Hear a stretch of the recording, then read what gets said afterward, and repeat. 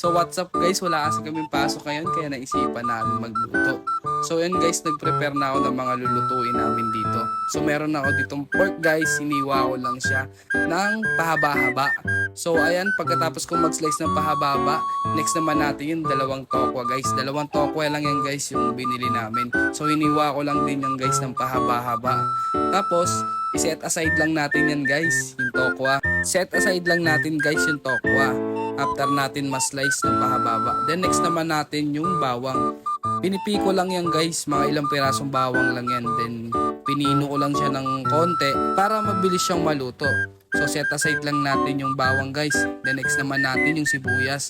Isang pirasong sibuyas pala yan guys yung ginamit ko. So hiniwa-hiwa ko lang din guys. Bahala na kayo kung anong paghiwa. So set aside lang guys. Prepare naman tayo ng sitaw guys na gagamitin natin. So yan guys, hiniwa-hiwa ko lang din yan. Bahala na kayo kung anong diskarte nyo sa paghiwa. Basta ako guys, ganyan lang din ginawa nyo. Bahala na kayo, susunod nyo. So set aside lang din natin yan guys. Tapos linis tayong konti. Tapos proceed na tayo sa pagluluto natin guys. So ayan yung mga rekado natin. Painit lang tayo ng kawali guys. Mainit na yung kawali, lagay na natin yung mantika.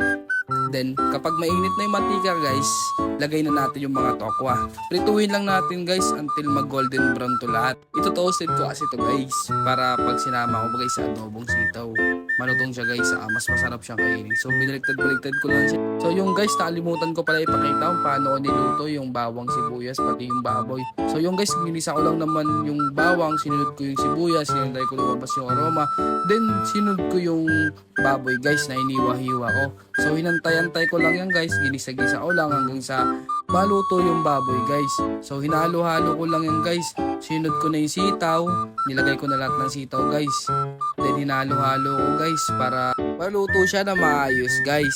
Haluin lang natin bago natin ilagay yung toyo. 3 kutsarang toyo. Then naglagay ako ng tubig guys, kalahating basong tubig yan guys. Tapos antayin lang natin yung kumulo guys. Then kapag kumulo na guys, lagay na natin yung pork cubes. Haluin natin guys hanggang sa matunaw yung pork cubes natin guys. Haluin na muna natin to guys. Lagay naman tayo ng asin guys. Tansyahan na lang yun guys. Bahala na kayo kung paano nilalasahan yung alat. Then haluin lang natin guys. Lagay naman tayo ng pinong paminta. Tansyahan lang din guys. Magic sarap. Tansyahan lang din. Then sili. Para may konting sipa ng anghang. Suka guys. Isang kutsara. Then asukal guys. Pambalansin ng lasa. Then haluin lang natin to guys. Then sunod naman natin yung tokwa. And let's eat. Nakagawa na tayo ng masarap na adobong sitaw na gawa ni Papa Jack. Kain na tayo guys.